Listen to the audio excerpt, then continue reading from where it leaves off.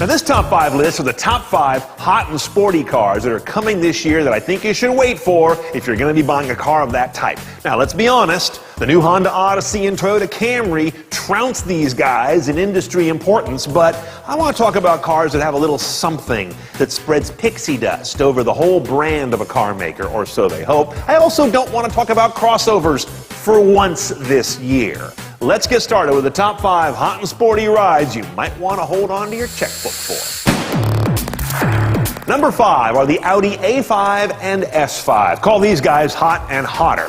The coupe and the cabrio of each one arrived spring of 2017, but then, a little later in the year, something really interesting. We're going to get a 5 liftback, and that's taken a page from the Audi A7, which was wickedly successful.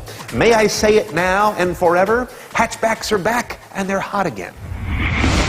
Number 4, see what I just said about liftbacks and hatchbacks being hot again, because here's another one. A 4-door Kia Stinger with a liftback, fastback roofline. Also rear-wheel drive, an available twin-turbo V6, high-end appointments all around. This is a big move for Kia. It's a big investment in a small sector of sales that also is like nothing else they have. Consider it kind of a Korean Supra with a couple extra doors. Number 3 is the first refresh on the 6th generation current Mustang. You can see quite a difference in the face, the headlights, the hood. What you can't see is that they've gotten rid of the V6. There will no longer be that option. You're either going to get a 2.3-liter Turbo 4 or you're going to get a 5-liter V8. Nothing in the middle. And the availability of Ford's new 10-speed automatic that just arrived on the F-150. Inside, an optional 12-inch all-LCD instrument panel. Number 2, the highly anticipated Alfa Romeo Giulia.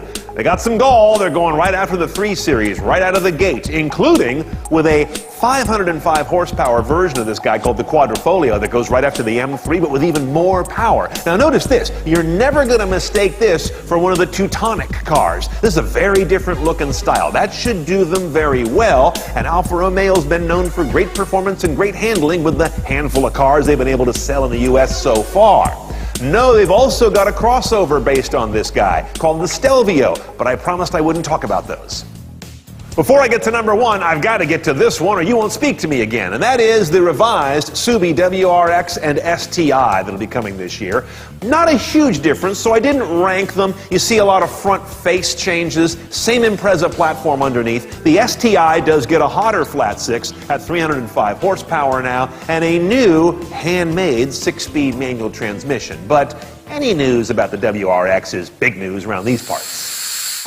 The number 1 sporty and sassy car to keep an eye on for the year ahead, in my opinion, is the Lexus LC 500 specifically. There'll also be a hybrid. But when this guy debuted January of 2016 on the show circuit, we all sat around with our jaws dropped, trying to control the amount of drool that was coming out.